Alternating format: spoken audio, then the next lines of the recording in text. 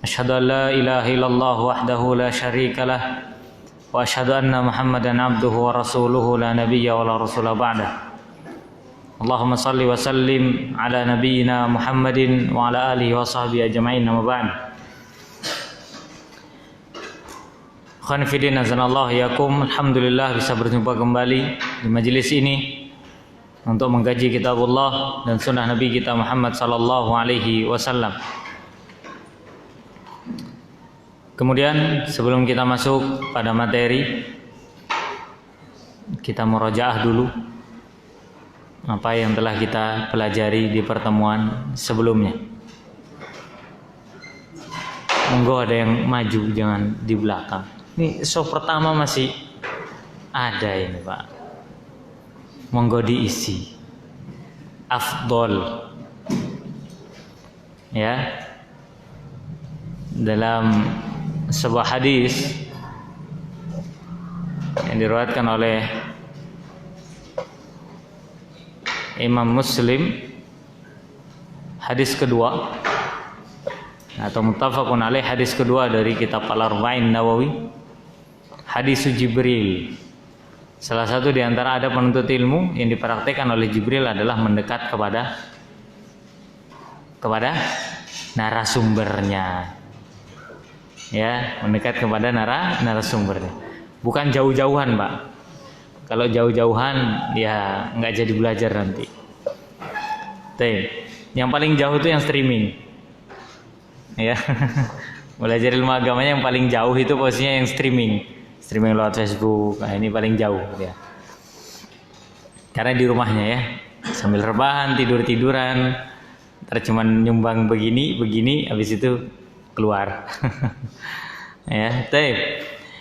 Khawani fillah nazanallahu yakum, di pertemuan sebelumnya kita membahas tentang apa? Nah, yuk, bahas tentang apa? Hadis Mu'adz bin Jabal. Ini pertemuan ketiga dari hadis Mu'adz bin Jabal kita. Ya. Dan alhamdulillah bagian panitia sudah mengingatkan di grup ya, di grup-grup WA. Jadi sebelum ngaji harap di murojaah dulu. Bahkan sudah dikasih linknya untuk hadis Mu'adz yang pertama, hadis Mu'adz yang kedua. Kemudian setelah itu yang sekarang kita masuk materi baru. Jadi gunanya kita murojaah untuk mengingat kembali apa yang telah kita pelajari. Pertemuan yang lalu kita bahas apa? Bahas masalah metode berdakwah, yaitu mendahulukan perkara yang lebih penting daripada yang penting. Bukan berarti yang kurang penting ya, masalah syariat penting semua ya, tapi mendahulukan yang lebih penting daripada yang penting. Sekarang salah satu di antara kewajiban seorang muslim adalah berilmu, betul ya? Nah, setelah punya ilmu harus diapain? Diamalkan. Siapa yang bisa menyebutkan bahwasannya Allah mempermisalkan orang yang tidak mengamalkan ilmu dipermisalkan dengan apa? Dengan apa? Dengan himar. Ya, dengan himar. Ada yang bisa menyebutkan ayatnya? Ada yang bisa menyebutkan ayatnya? Surat apa? Al-Jumu'ah. Ada yang bisa menyebutkan ayatnya? Monggo, ibu-ibu mungkin? Atau bapak-bapak yang ikhwan atau yang akhwat? Ada yang bisa menyebutkan dalilnya? Hah? Siapa? Karena Allah permisalkan dengan himar, betul. Tapi dalilnya apa? Masalul ladzina humilut taurata, terus Pak. Humilut taurata, terus summa lam yahmiluha. Yani summa lam ya'malu bihi. Ya, lam yahmiluha kama salil himari yahmilu asfaro. Ini coba Ana mau tanya sama antum semua. Gimana perasaan antum sekarang ketika ditanya ayat Quran antum tidak bisa jawab? Ya. Coba ayat yang kita baca itu apa? Orang yang Allah utus kitab kepada mereka tapi mereka tidak mau beramal. Nggak mau memahami kitab itu. Kan itu permisalan yang buruk ya kan, yang kita nggak boleh dekat-dekat kepada permisalan seperti itu.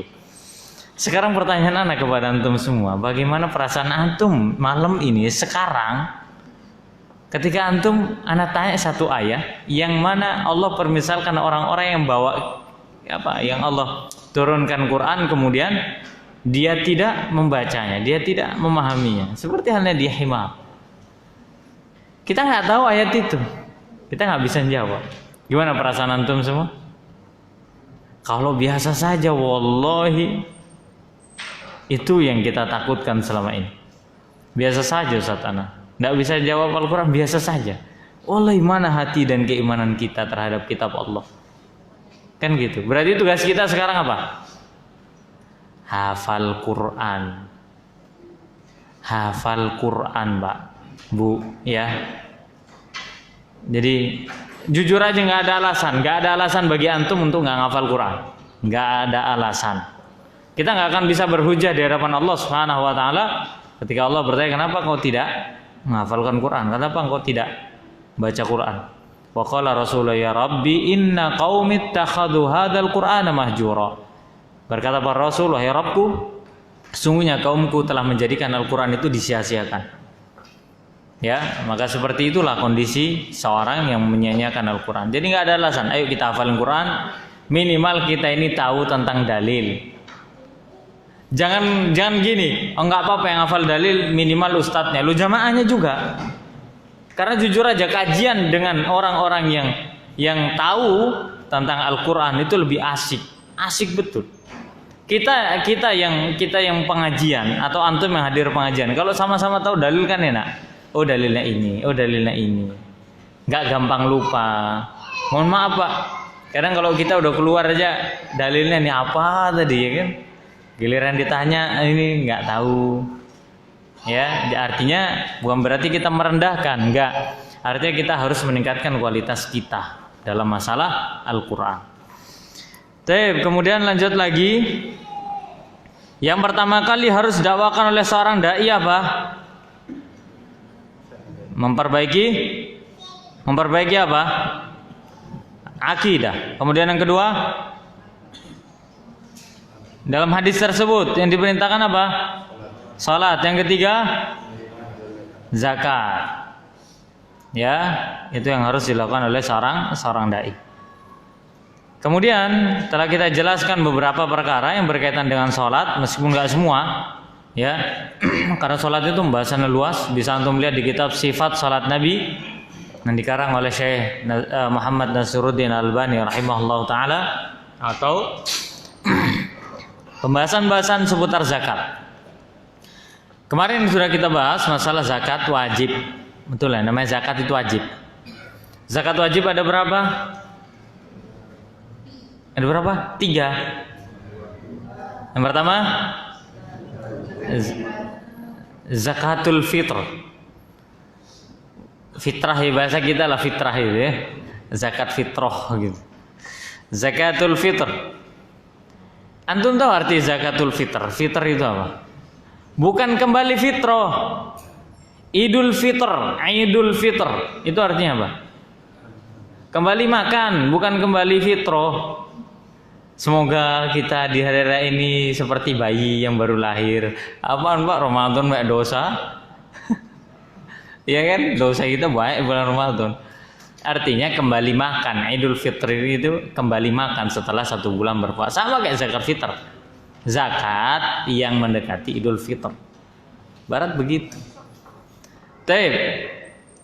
Yang pertama adalah zakatul fitr, yang kedua zakat mal. Zakatul fitr ukurannya berapa? 2,5 kintal. 2,5.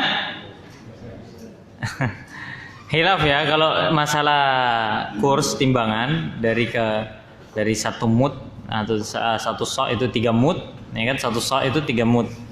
Cakupan orang dewasa begini. Itu khilaf, ada yang mengatakan 2,5, ada yang mengatakan 2,7, ada yang mengatakan 3 kilo. Yang lebih afdol antum lebihkan agar supaya timbangan nggak kurang. Gimana kalau lebih? Lebih itu bernilai sedekah. Nggak sia-sia kok di hadapan Allah Subhanahu wa taala. Kemudian zakat yang kedua adalah zakat mal. Apa itu zakat mal? Zakat yang dikeluarkan dari harta yang disimpan. Ingat, disimpan, bukan digunakan. Mobil ada zakatnya nggak? Nggak ada. Motor yang antum pakai sehari-hari buat pengajian ini ada zakatnya? Nggak ada. Profesi ada zakatnya? Nggak ada. Nggak ada zakat profesi. Ada yang menetapkan 10% contohnya. Itu nggak ada dalam Islam itu. Jujur aja nggak ada. Kita katakan nggak ada. Nah terus kalau semama ada yang menetapkan harus begini, ya sudah, dia mengadakan sesuatu yang baru itu dalam masalah ibadah. Ya. Terus kita sebagai pegawai bagaimana? Padahal itu hukumnya wajib, diwajibkan. Nanti kalau begini-begini, ya sudah urusan dia. Dosanya dia yang tanggung. Ya, jadi seperti itu. Ya, zakat mal itu harta yang disimpan. Takaran batas limit seorang terkena zakat itu berapa? Bukan masanya, Bu. Batas duitnya, Bu. Berapa? Seharga emas 85 gram. Baik. Kena zakatnya berapa persen? 2,5% apa 2,5 juta? 2,5% dari jumlah harta. Jangan 2,5 juta. Ntar antum punya duit 1M 2,5 juta. Wah, duit 5M 2,5 juta. Enak betul, 2,5%. Artinya itu barang kotor, harta kotor yang kita tidak boleh konsumsi. Haulnya, perputarannya berapa? 1 tahun. Menggunakan kalender nggak boleh pakai Masehi loh ya. Februari aja ganjil ke 29 jatuhnya. Masa ketemu Februari lagi 29? Ya enggak, lain-lain. Ya, pakai Hijriah yang pasti. Ya, seperti itu. Itu seputar zakat mal. Baik, kita lanjut lagi di faedah hadis. Dan ini insyaallah ini pembahasan terakhir dari hadis Mu'adz. Setelah hadis Mu'adz yang panjang telah kita lalui sebanyak 3 pertemuan, insyaallah kita akan menginjak pada hadis yang lebih panjang lagi daripada hadisnya Mu'adz. Jadi sabar ya, biar antum tidak kaget. Setelah hadis Mu'adz kan kita habiskan dalam waktu 3 kali pertemuan. Selesai ini insyaallah. Tinggal faedah-faedahnya saja, tinggal antum tulis nanti habis ini. Setelah ini lihat hadis sebelahnya dari Sahal bin Sa'ad. Itu hadisnya lebih panjang daripada hadis Mu'adz. Ya. Jadi ya semoga Allah mudahkan kita semua untuk belajar. Jangan ngomong ya kok tambah panjang gitu, jangan. Ya, jangan mengatakan seperti itu. Karena ilmu itu butuh perjuangan dan butuh diperjuangkan. Faedah yang pertama dari hadis yang panjang tersebut, yang pertama adalah disyariatkannya mengutus dai agar supaya berdakwah di jalan Allah Subhanahu wa taala. Jadi dai yang diutus itu adalah dai yang berdakwah di jalan Allah. Bukan dai yang berdakwah untuk diri sendiri. Bukan dai yang berdakwah untuk kelompok-kelompok tertentu. Bukan dai yang berdakwah untuk organisasinya, partainya ataupun yang lainnya, bukan. Tapi dai yang diutus adalah hendaknya dai yang mengajarkan Al-Quran dan Sunnah Nabi SAW. Kenapa? Karena itulah tujuan dakwah. Lihat antum di pembahasan bab kita ini tentang dakwah kepada Allah. Allah buka, ya, penulis buka rahimahullah taala dengan firman Allah Subhanahu wa taala apa? Qul hadhihi sabili ad'u ila Allah. Inilah jalanku, aku berdakwah kepada Allah. Di jalan Allah dakwahnya. Bukan untuk harta, bukan untuk dunia, bukan untuk kedudukan, bukan untuk wanita, bukan. Tapi untuk apa? Untuk dakwah di jalan Allah. Makanya mungkin pesan kami ya untuk teman-teman dai yang mana mereka harus berdakwah di tempat-tempat terpencil atau anak-anak kuliah yang ikut KKN, ya kan biasanya begitu kan? Kan KKN itu nggak ada Pak, KKN di tempat-tempat enak. Ya kan KKN itu biasa di tempat-tempat. Kenapa? Kok di tempat terpencil? Karena KKN. Kenapa kok terpencil? Ya karena dia KKN. Kuliah kerja nyata, biar nyata. Gitu, bisa nggak dia memberikan kemajuan di daerah tersebut? Nah, bagi teman-teman yang KKN di tempat terpencil, jangan bersedih hati, jangan berkecil hati. Disitulah saatnya seorang itu ya berusaha untuk mendakwahkan kalimat Allah yang benar dengan cara yang benar, sehingga menuntun manusia yang asalnya tidak tahu tentang ilmu menjadi tahu. Ya, jangan diniatkan macam-macam. Ada orang itu yang nggak ridho, sehingga terbebani ketika dia KKN atau terbebani ketika dia dikirim ke tempat-tempat terpencil. Nggak betah lah, anak nggak biasa di tempat-tempat seperti ini. Sampai sinyal HP nggak ada pun mau pulangnya dia. Makanya kita pesankan, jadi dai jangan cengeng. Jangan cengeng. Ya, seorang dai itu jangan pernah berharap untuk dilayani. Tapi tujuan dai itu adalah memberikan pelayanan dan melayani umat. Bukan dilayani. Artinya jangan berharap dilayani. Ya, kalau semua antum dilayani tanpa antum meminta, fadhol, enggak masalah. Yang jadi musibah itu ketika harus dilayani.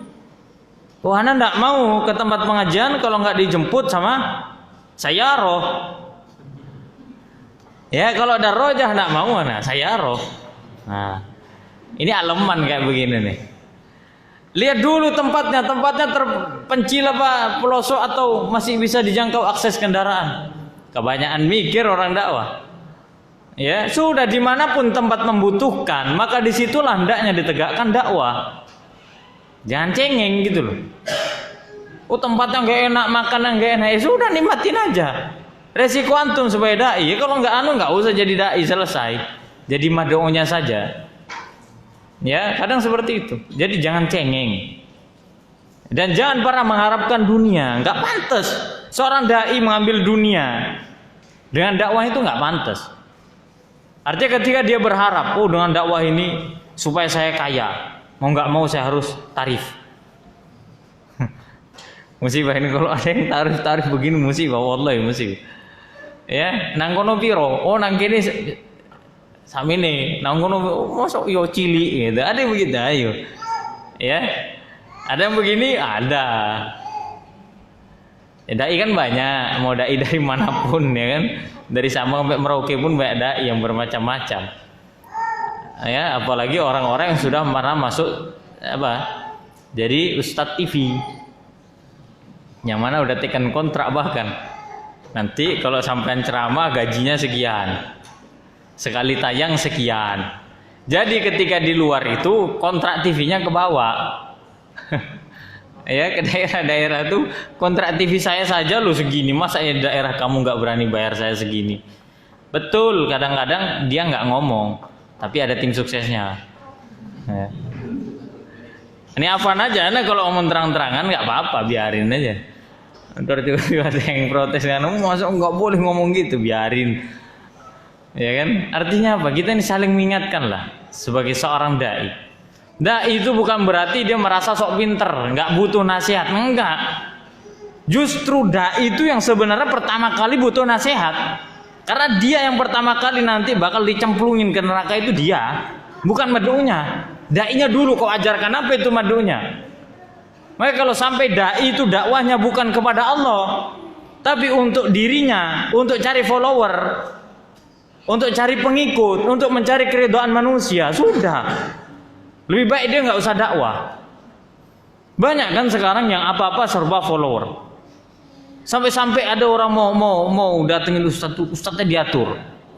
Tolong Ustadz ya, jangan begini ya, harus begini, jelasinnya begini. Pernah kita disuruh begitu. Tolong Ustaz bahas ini, jangan bahas ini ya. Ini soalnya begini. Insya Allah kita tahulah cara hikmah itu seperti apa. Insya Allah kita tahu situasi dan kondisi masyarakat itu seperti apa yang dibutuhkan. Ya, jadi seperti itu.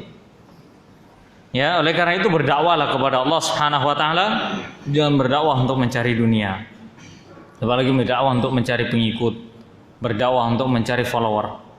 Benarlah apa yang dikatakan oleh para ulama rahimahullahu taala, para ulama mengatakan sungguhnya ulama-ulama salaf terdahulu mereka berucap itu bukan supaya mereka terlihat hebat, tapi untuk mengingatkan diri mereka dan untuk orang lain. Semakin meningkat rasa takutnya sama Allah. Kalau orang zaman sekarang, makanya ucapan mereka para ulama itu berpengaruh ya kan, pada orang-orang yang membaca sirah mereka, pada orang-orang yang mendengarkan ucapan mereka. Kalau orang sekarang Pak, mohon maaf, ucapannya terkadang panjang lebar kali tinggi tidak berpengaruh. Kenapa? Karena ikhlasnya sedikit, maksud di belakang layar itu banyak. Seperti itu yang terjadi. Sehingga ketika dia mau berbicara masalah kebenaran, dia tidak akan menyampaikan. Kenapa? Ya, ridho follower. Untuk mencari apa?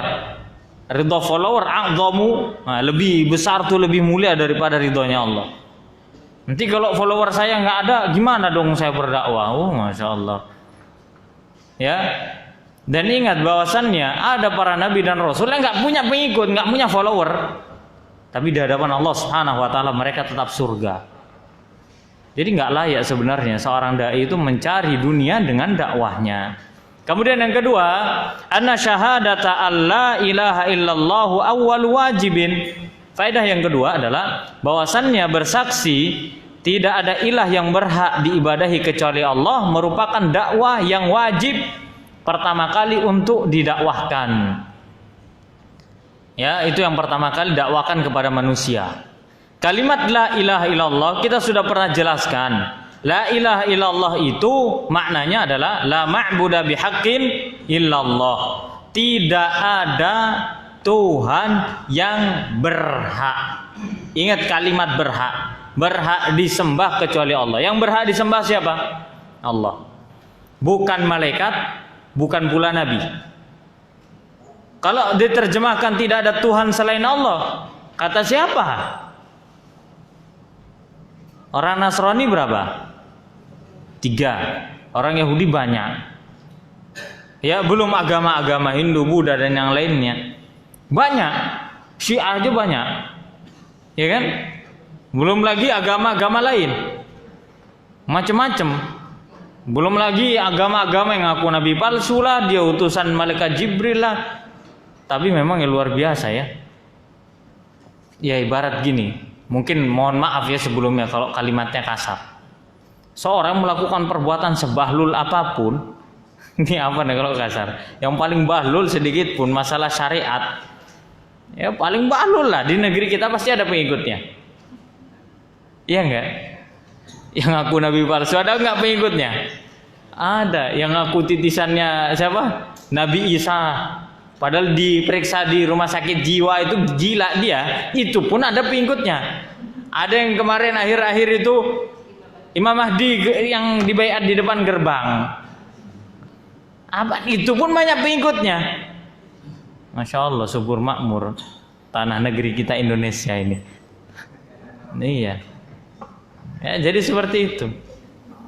Ya, jadi yang pertama kali adalah syahadatu alla ilaha illallah. Karena penetapan hak yang disembah hanya Allah Subhanahu wa taala. Adapun Tuhan lain yang mereka kultuskan, adapun orang-orang yang dikultuskan, yaitu benda-benda yang dianggap sebagai kebesaran atau sesembahan, maka mereka semua tidak berhak untuk disembah. Gak ada hak. Gak ada hak. Sampai Nabi SAW pun tidak berhak untuk kita sembah. Karena Nabi itu adalah Nabi manusia. Ya. Sedangkan Allah Subhanahu wa taala adalah Tuhan semesta alam. Maka yang berhak untuk diibadahi adalah Allah Subhanahu wa taala. Dan ingat, ini merupakan kebutuhan pokok manusia. Tauhid itu Pak, kebutuhan pokok. Kebutuhan pokok hati kita. Wallahi kita nggak bakal bisa sholat sebelum hati kita ini betul-betul bertauhid. Ya, betul-betul bertauhid. Maka inilah sunnahnya para rasul, inilah dakwahnya para rasul. Berada di atas jalan yang benar sesuai dengan ketauhidan kepada Allah Subhanahu wa taala. Dan Masya Allah luar biasa, tidak ada dakwah yang paling eksis di atas muka bumi kecuali dakwah tauhid. Dakwah tauhid, Pak. Yang paling eksis itu adalah dakwah tauhid. Kenapa? Karena begitulah cara Allah Subhanahu wa taala mempertahankan keimanan. Salah satu cara Allah adalah mempertahankan keimanan hamba dengan adanya penyebaran ilmu-ilmu tauhid di atas muka bumi.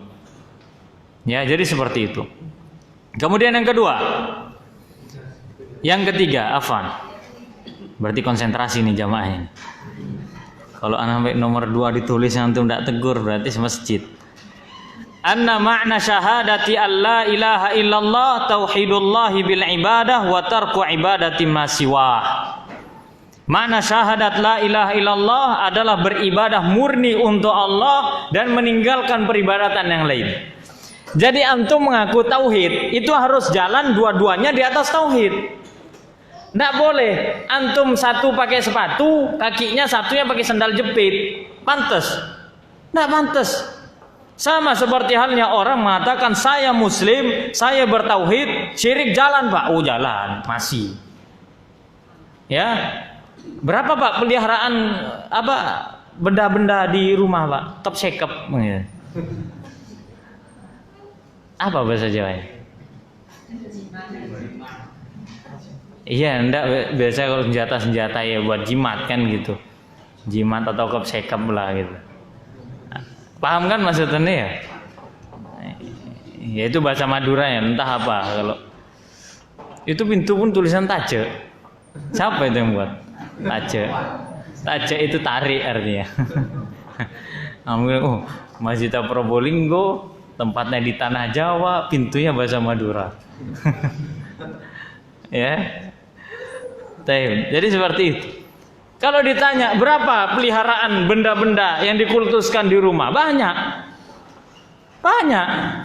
Belum foto ini, belum kerisnya. Orang kadang mengatakan seperti ini. Loh, ini tidak syirik.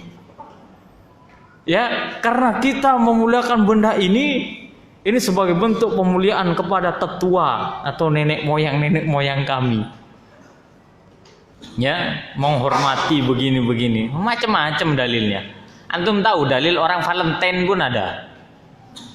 Yang viral itu kan, irhamu man fil ardi yarhamukum man fis sama. Bayangin hadis riwayat Abu Dawud. Ayo orang mau ngerayain Valentine yang berasal dari orang kafir, hadisnya riwayat Abu Dawud dan sahih lagi. Tulisannya, sayangilah makhluk Allah yang ada di atas muka bumi, maka engkau akan disayangi oleh yang di atas langit. Hadisnya betul, tapi digunakan untuk Valentine. Akhirnya nanti ujung-ujung kan hari kasih sayang Islami.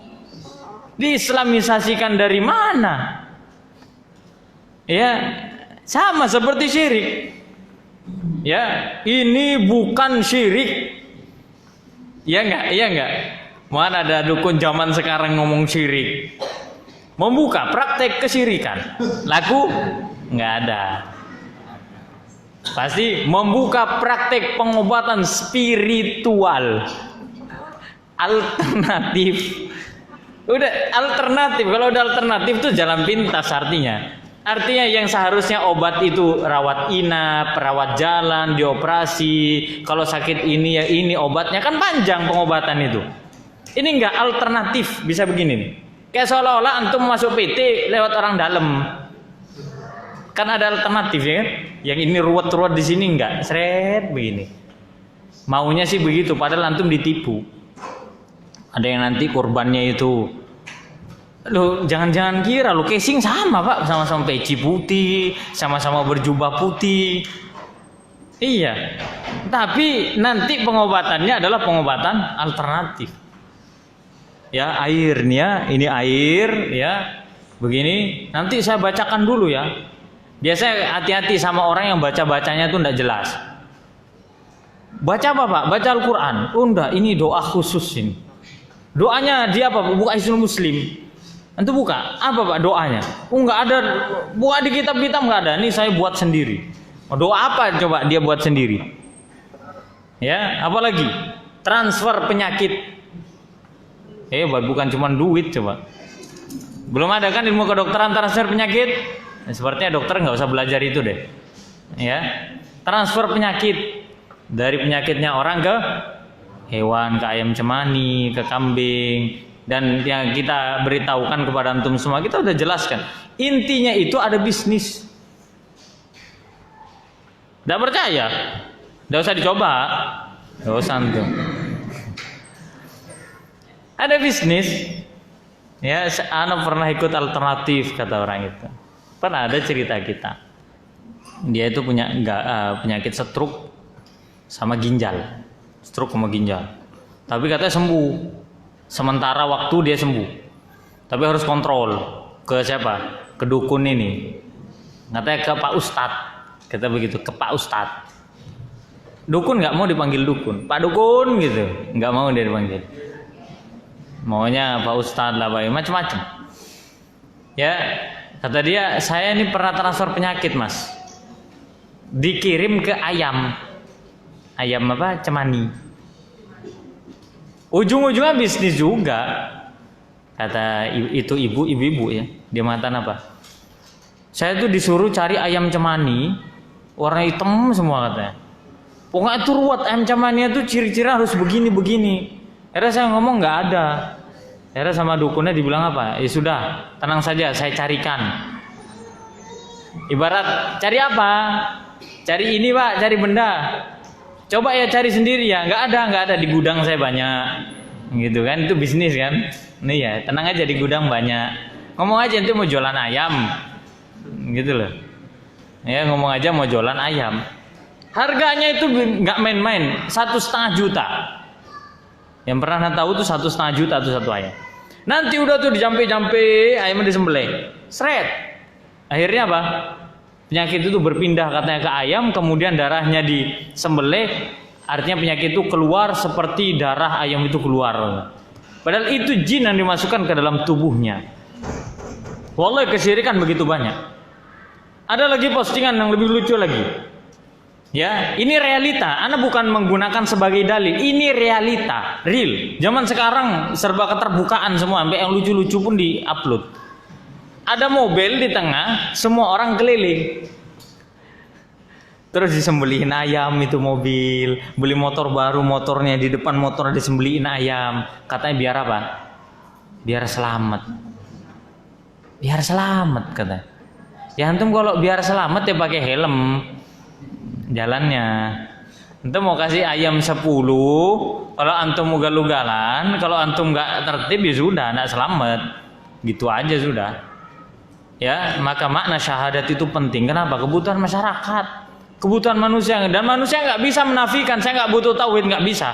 Antum mau sholat gimana coba kalau nggak butuh tauhid? Kalau antum nggak butuh tauhid, antum mau ibadah ke siapa?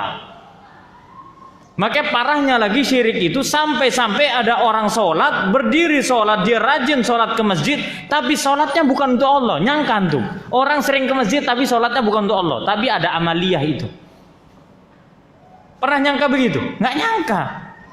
Pernah kita temui, ini orang sering ke masjid, sering ke masjid. Wah berarti habis ini antum nggak ke masjid. Oh, anak mendingan ke masjid daripada ke masjid terus tapi syiriknya. Enggak. Ya nggak mending juga, sama-sama dosa gitu. Artinya orang mempergunakan sholat itu untuk kesyirikan. Ada. Itu parahnya syirik itu. Maka sampai-sampai Allah murka kepada orang melakukan kesyirikan.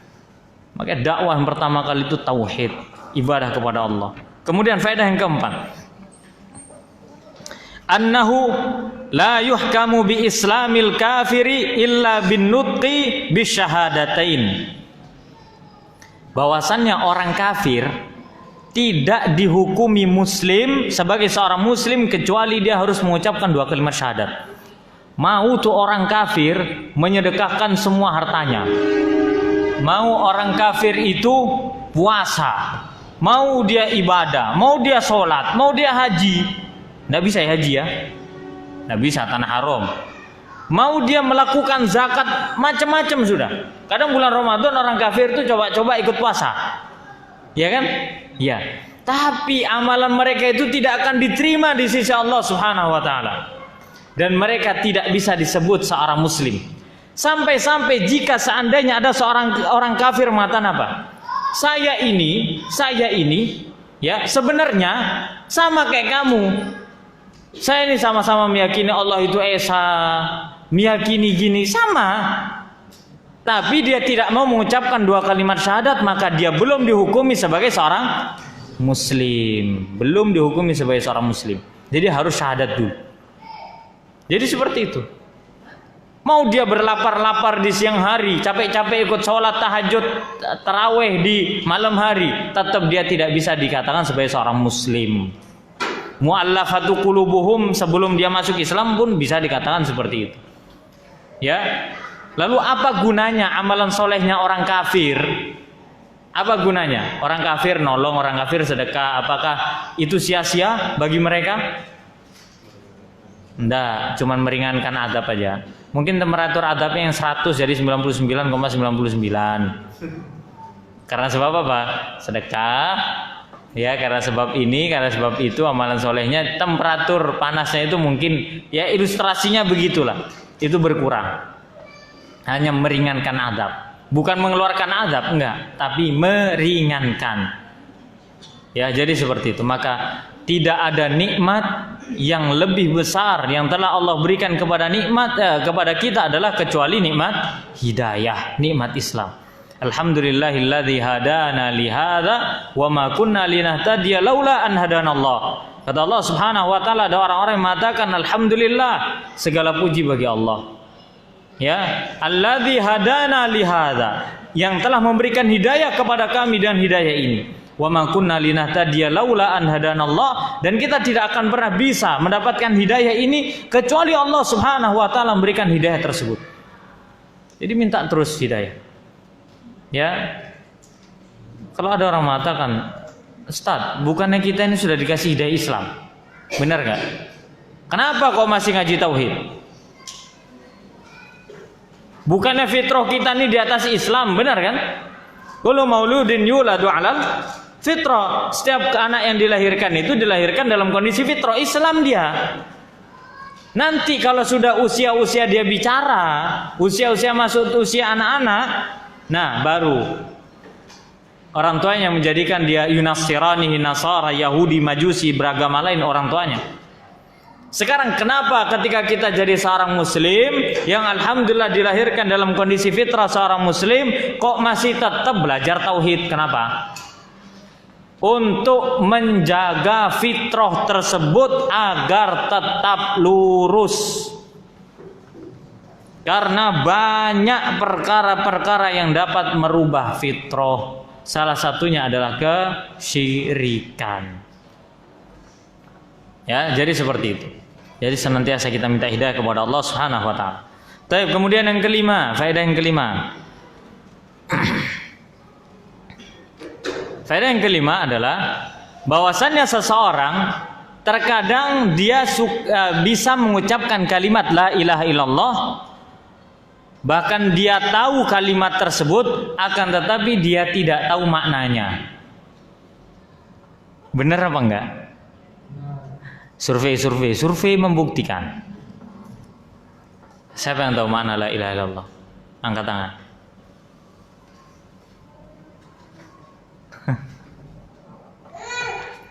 Angkat tangan siapa yang sudah tahu makna la ilaha illallah? Hah? 1, 2. Aneh hitung aja orangnya. Tapi jangan asal ngaco, ntar anak tanya enggak tahu antum. Apa makna la ilaha illallah? Hah? Ya itu makna harfiahnya, la ma'budu bihaqqin illallah. Apa lagi maknanya? Makna la ilaha illallah. Hah? Ada yang tahu rukun kalimat la ilaha illallah? Hah?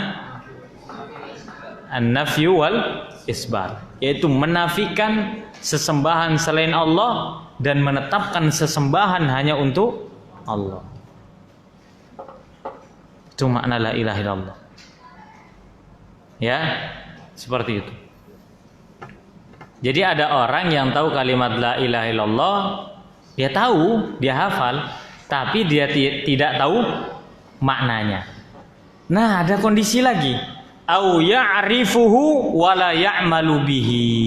Dia tahu maknanya akan tetapi dia tidak beramal. Tahu la ilaha illallah, tahu, beramal enggak. Salat enggak, puasa enggak. Ya, maksiat jalan. Ini berarti la ilaha illallahnya tidak diamalkan. Seperti kondisi ahlil kitab. Ahlul kitab itu mereka diperintahkan untuk beribadah hanya kepada Allah, tapi mereka memalingkan ibadah tersebut. Apakah mereka tahu? Namanya ahlul kitab, tahu, tapi mereka memalingkan itu. Mereka ibadahi selain Allah. Orang Nasrani mengibadahi Isa, orang Nasrani mengibadahi Maryam. Mereka menjadikan ya Allah, Isa dan Maryam sebagai konsep ketuhanan. Orang Yahudi mengkultuskan dan menyembah Uzair. Uzair, mereka mengatakan Uzair wa ibnullah.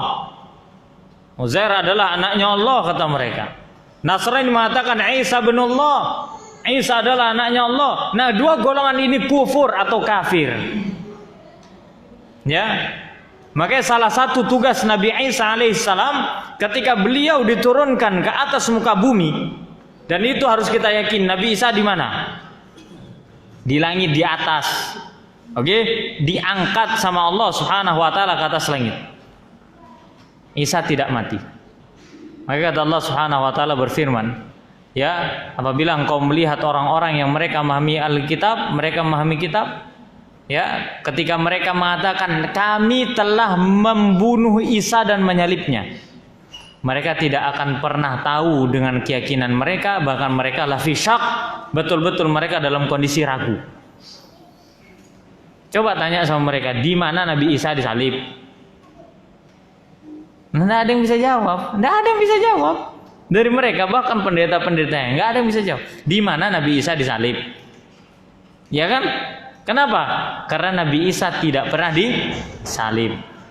Wa ma qataluhu wa ma salabuhu walakin syubbiha lahum, kata Allah. Mereka tidak membunuh Isa, mereka tidak menyalib Isa, akan tapi mereka menyalib orang yang diserupakan dengan Nabi Isa. Dah, mereka dalam kondisi rancu. Maka ahli kitab itu Allah turunkan kitab, akan tapi mereka tidak pergunakan. Bahkan mereka mengganti isi kitab tersebut. Kemudian faedah yang keenam, anna mukhatabatal alimi laisat ka mukhatabatil jahili.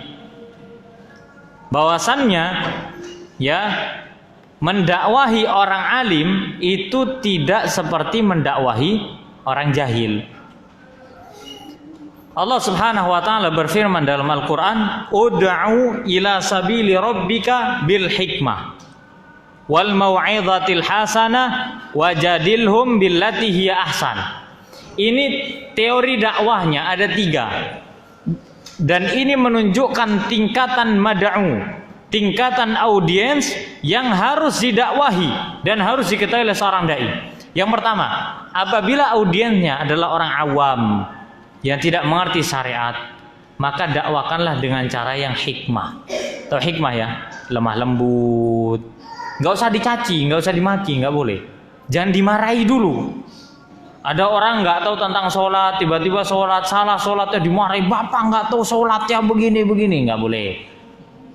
Ya, tapi nasihati dulu. Lihat Nabi SAW ngadepin orang Badui kencing di masjid. Tiba-tiba datang ke masjid kencing cur. Sahabat tiba-tiba sudah berdiri mengepung tuh orang Badui. Ngepung tuh orang Badui. Kata Nabi, tahan, biarkan dia selesaikan kencingnya. Bayangin sama Nabi suruh tahan biar tuh orang selesaikan kencingnya. Hikmah nggak berarti? Hikmah sekali. Apa faedahnya? Para ulama mengatakan seandainya Nabi membiarkan sahabat nguber ngejar itu orang Badui, niscaya najisnya akan jadi semasjid. Bisa bayangkan kan, orang Badui itu datang ke masjid kencing di masjid aja nggak beban, apalagi kencing ambil lari. lebih nggak beban lagi dong. Makanya sama Nabi ditutup itu agar supaya sahabat tidak apa? Tidak membubarkan ya aktivitas dia saat itu. Baru kemudian setelah itu Nabi mendakwahinya. Ingat, ini masjid. Masjid itu bukan untuk buang hajat. Masjid itu buat sholat. Masjid itu buat ngaji. Dinasihati baik-baik. Apakah orang itu menerima? Ya, orang itu menerima. Orang itu menerima nasihat dari Nabi SAW. Bahkan ketika sholat dia doa dengan kencangnya. Allahumma arhamni wa Muhammadan wa la tarham ma'ana ahadan. Ya Allah, rahmatilah aku dan Muhammad. Jangan kau rahmati selain aku dan Muhammad. Jangan. Kata dia, sudah kencing di masjid, ya kan? Nggak disiram, yang nyiram lo sahabat. Ya, doanya membatasi rahmat. Coba, apakah Nabi marah? Enggak. Nabi ditarik selendangnya sampai nampak bekas merah di lehernya. Sama orang Badui dari belakang ditarik. Minta supaya Nabi bayar utang. Bayar utangmu. Kasih saya duit, sini. Ya, wahai Muhammad, manggil Muhammad lagi. Apakah Nabi marah? Dilihat orang Badui, enggak dimarahin sama Nabi. Lihat lagi orang Badui yang ketika bulan Ramadan, siang hari bulan Ramadan, dia datang kepada Nabi. Waduh, piye iki? Gimana ini saya Rasul? Saya mendatangi istri saya di bulan Ramadan kayak begini. Kalau kita ditanya sama orang begitu gimana? Pasti dihujatnya kita, tidak habis-habisan, ya kan? Iya, antum ini masa ya suruh puasa aja nggak ngempet, nggak kuat begini.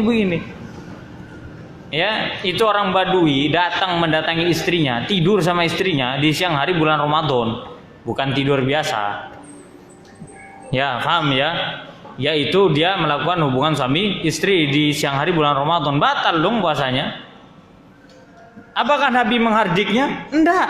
Nabi nggak ngurusin perbuatannya. Nabi cuman menjelaskan kafarohnya. Ya sudah. Rasul nggak ngomelin perbuatannya dia, nggak. Namanya orang nggak tahu. Kata Nabi, kamu punya budak? Kata dia, saya nggak punya budak. Masya Allah ya, sabarnya Nabi ya ngadepin orang begitu ya. Kalau kita, kau pun udah nggak punya apa-apa pun banyak ngelanggar aja. Ya, Nabi sabarnya luar biasa. Punya budak? Nggak punya budak. Puasa 2 bulan berturut-turut mampu? Kata dia, sebulan aja nggak mampu, apalagi 2 bulan. Kata Nabi, sudah, kamu sedekah wis untuk 60 orang miskin. Ada? Nggak ada juga. Ya, patungan sahabat, kurma yang kalian miliki untuk bantu dia biar supaya dia bayar kafarohnya. Dikasih. Nih sudah bawa. Biar apa? Biar kamu bisa bayar kafaroh. Kasih ke orang-orang miskin di sekitarmu. Kata dia, ya Rasulullah, tidak ada yang lebih miskin di Madinah kecuali saya. Kata Nabi, ya sudah, kamu bawa itu untuk keluargamu. Enak tak? Lihat sabarnya Nabi SAW. Kalau kita kamu udah tahu miskin juga, kebanyakan gaya lagi, banyak melanggar gitu kan? Kan kadang begitu. Kadang nggak sabar. Tapi lihat Nabi SAW penuh hikmah dalam berdakwah. Kemudian yang kedua, mau'izatul hasanah. Mau'izatul hasanah itu untuk orang yang tahu ilmu, sudah ngaji tapi kadang lalai. Langsung aja nasihati, nggak apa-apa. Dia ngaji, kurang ngaji sudah. Musik jalan. Nah, nasihati kalau begini. Ya, nasihati nggak apa-apa. Datangi orangnya, nasihati dengan cara yang baik. Kemudian kalau ada orang alim, bukan cuma lalai dia, mulai menyimpang dari jalan yang benar, jadilhum billati hiya ahsan. Apa itu jadilhum? Debatlah dengan cara yang baik. Kalau kita kan enggak, harus tangga 1, 2, 3, ini enggak, kaki itu langsung ketiga. Jadil. Main jidal aja, debat-debat kusir. Ya, baru keluar pengajian udah debat. Keluar lagi pengajian debat. Paling seru memang debat itu. Kadang nggak selesai. Masjid itu udah tutup, debatnya belum tutup. Kadang begitu, Pak. Habis waktu kita dengan debat-debat nggak ilmiah itu. Oh, ini debat ilmiah, Ustaz. Antum tahu apa ilmiah debat? Nggak tahu, dua-duanya sama nggak tahu. Jadi satu jalan ke timur, satu jalan ke barat. Ya udah, entah ketemunya di mana. Ya, jadi seperti itu dalam menasihati. Yang ketujuh, ya kita selesaikan ini. Yang ketujuh adalah Hendaknya seorang dai berdakwah dengan ilmu agar supaya dia bisa membantah syubhat. Agar supaya ia bisa membantah syubhat. Karena syubhat itu kerancuan, racun bagi hati kita yang lemah. Dan syubhat itu banyak, betul nggak? Banyak. Ada orang mengatakan jilbab itu nggak wajib, muslimah nggak wajib pakai jilbab. Ya, nggak bisa dong. Ya kan, nggak bisa seperti itu. Antum nggak bisa berhujah. Kenapa? Karena Allah Subhanahu Wa Taala sendiri yang mewajibkan. Ya, apalagi syubhat-syubhat yang lainnya, luar biasa. Ya, kemudian yang kedelapan, anna salata a'zamul wajibati ba'da syahadatain. Bahwasannya salat merupakan kewajiban kedua setelah syahadat. Salat ya. Ingat, salat jangan sampai tinggalkan salat. Anak-anak muda dirikan salat. Kemudian yang kesembilan, bahwasannya zakat merupakan kewajiban setelah salat. Zakat itu kewajiban setelah salat. Ya, kewajiban setelah salat. Kemudian yang ke-10, dalam hadis ini menjelaskan bagaimana cara menunaikan zakat. Apa itu? Menunaikan zakat kepada fakir miskin. Menyalurkan zakat itu kepada fakir miskin. Bukan kepada orang-orang mampu, tapi kepada fakir miskin. Ustadz, ana malam hari raya ini nggak punya beras, nggak punya bahan makanan pokok untuk saya zakati. Apa yang harus saya lakukan? Yang harus Anda lakukan adalah wajib terima zakat. Bukan wajib mengeluarkan zakat. Wajib terima zakat. Dan ini merupakan salah satu bentuk, ya kurang tepat lah bisa dikatakan. Ini ada seorang yang dia hari itu fuqara, dia miskin betul. Bukan miskin mendadak ya, bukan mendadak miskin besok kaya lagi, enggak. Pura-pura itu namanya. Artinya dia memang miskin, dia nggak punya duit lah, fakir miskin. Kan biasanya orang desa mengetahui ya, fulan itu miskin, ayo kita bantu, ayo kita bayar zakat ke dia. Bahkan ada satu keluarga itu bahkan naruhnya blek ke satu orang begitu. Satu orang miskin, satu keluarga miskin ini. Boleh, nggak masalah. Dan nggak ada kewajiban bapaknya harus ke sana, emaknya harus ke sana, adiknya harus ke sana, nggak ada. Intinya kemanapun zakat itu disalurkan silakan. Yang penting kepada orang yang tepat berhak untuk menerima. Dan yang jadi sebuah hal yang kurang tepat apa itu? Nih yang menerima zakat, kok malah disalurkan lagi zakatnya? Nggak usah wes trimon. Tahu kan? Zakat itu diberikan kepada fuqara dan miskin, dan orang miskin nggak ada kewajiban zakat. Jadi nggak usah habis menerima zakat, wes tak zakatin lagi karena sungkan ke tetangga, nanti dikiranya kita nggak bayar zakat. Loh, memang kondisimu nggak wajib bayar zakat kok, tapi kondisinya adalah apa? Berhak menerima zakat. Nanti akan ada suatu zaman orang tidak lagi menerima sedekah, tidak lagi menerima zakat. Sorry, di sini udah kaya. Ada begitu. Kapan? Akhir zaman. Sampai nggak ada lagi yang mau menerima zakat. Yang sedekah banyak, tapi nggak ada yang mau menerima. Sudah apa? Sudah kaya. Baru sudah itu dunia hancur. Makanya mumpung masih ada kesempatan sedekah, mbok ya sedekah buat majelis ilmu, buat pembangunan masjid, buat pondok, buat sekolah. Mumpung ada kesempatan, daripada antum mau sedekah nggak bisa, lewat pahalanya ketutup sudah. Kemudian yang ke-11 bahwasannya faedahnya adalah tidak boleh mengambil harta yang disukai pemiliknya kecuali atas izin pemiliknya atau keridhaan pemiliknya. Dan orang bersedekah itu Pak, tidak boleh dalam kondisi dipaksa. Ya memang dalam kondisi dipaksa itu ada beberapa kondisi, kecuali diantaranya adalah ketika orangnya ini pelit. Ya dek, ya,